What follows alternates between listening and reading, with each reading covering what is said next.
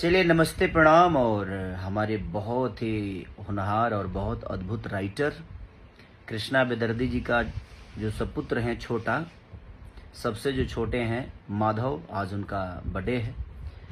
तो पूरी परिवार, भोजपुरी परिवार के तरफ से माधव को जन्मदिन की ढेर सारी शुभकामनाएं। Happy birthday to you Madhav.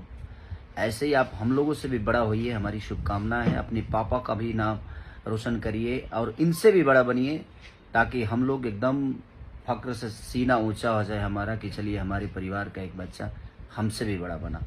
तो happy birthday to you Madhav. जन्मदिन की ढेर सारी शुभकामना आपको भी और आपके पापा कृष्णा बेदर्दी जी को भी। Thank you.